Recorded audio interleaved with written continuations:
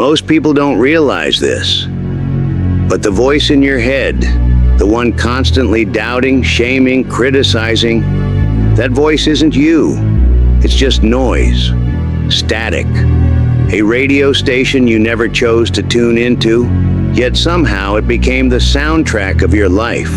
When you fail, it's there. When you succeed, it finds the flaw. When you dream, it lists all the reasons you can't. You've been fighting it, obeying it, believing it. You've let it dictate your choices, limit your potential, shrink your existence. That voice has convinced you it's the authority on who you are. But here's the truth. You are not your thoughts. You're not the constant chatter.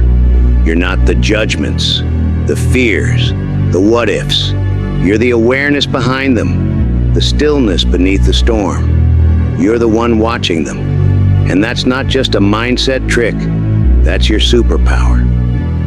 You wake up already tired. The mind starts before your feet hit the floor. I'm behind. I'm not doing enough. I'll probably mess it up again. The alarm hasn't even finished ringing, but the weight is already there. Heavy, familiar, crushing. Your day hasn't begun, but it's already been defined. Every task feels like climbing uphill. Every conversation feels like you're translating from a language you barely know. And just like that, you spiral down into the familiar darkness, the well-worn path of your own doubt. The anxiety hits, not a wave, but a flood, drowning out reason, drowning out hope. The sadness creeps in, quiet at first, then deafening. You smile anyway. You nod in meetings. You check the boxes.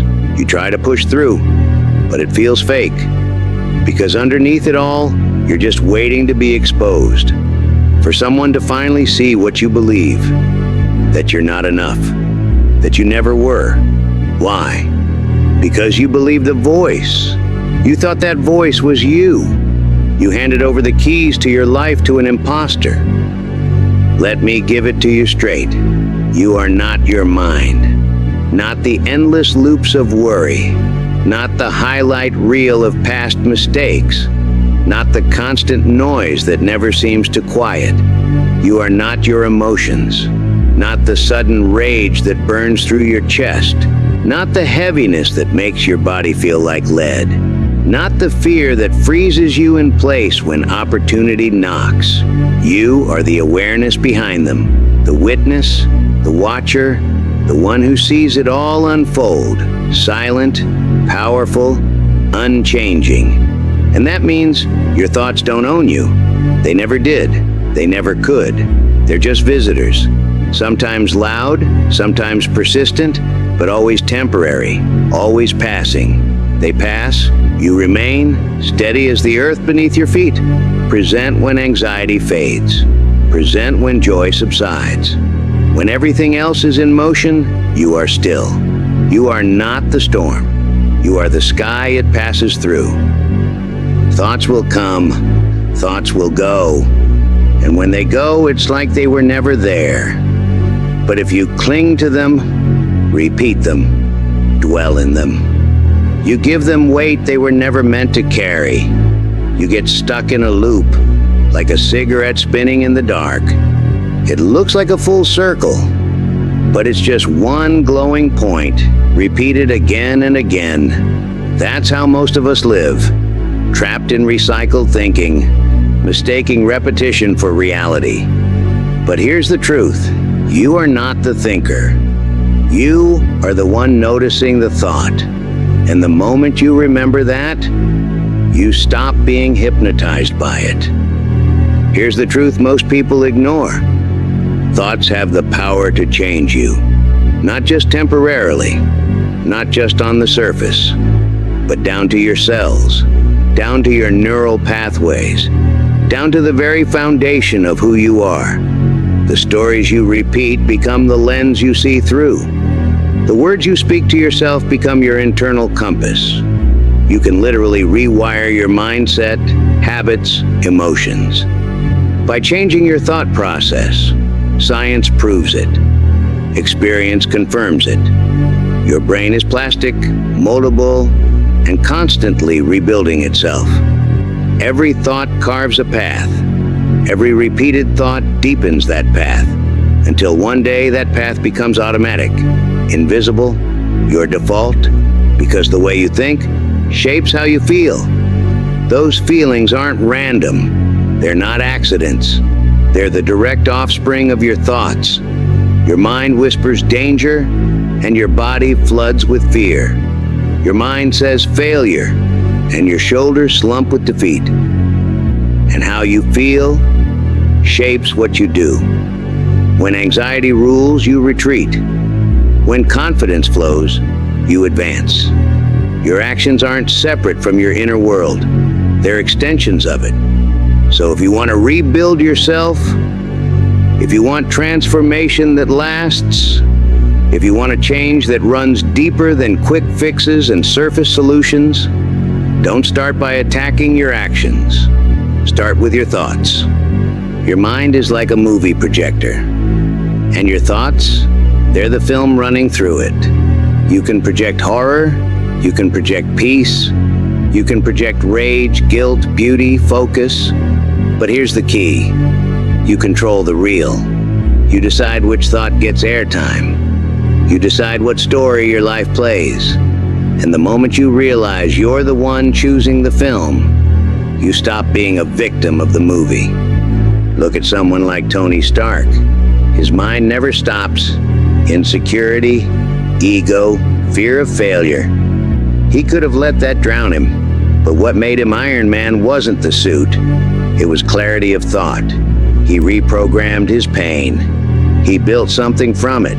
You can do the same, not by silencing every thought, but by learning to choose the ones that serve you. Here's the trick. Don't fight your mind. Fighting only makes it stronger. Wrestling only gives it energy. Resistance is just another form of attachment. Observe it. Watch it like you'd watch clouds passing overhead. Notice its patterns, its favorite phrases, its triggers. See how it operates when you're tired, when you're stressed, when you're alone. Let it speak. Let it rage. Let it doubt. Give it space to do what it does. Don't silence it. Don't shame it. Don't try to control it. Let it exhaust itself in the light of your awareness. Then say, I see you. I hear your warnings, your criticisms, your fears. But I don't believe you today. Not with anger, not with force, just with clarity, just with the quiet confidence of someone who finally knows the difference. Because when you observe without attachment, when you witness without judgment, when you listen without buying into every story, that's when the voice loses power. That separation, that sacred space between you and your thoughts, that's where freedom lives.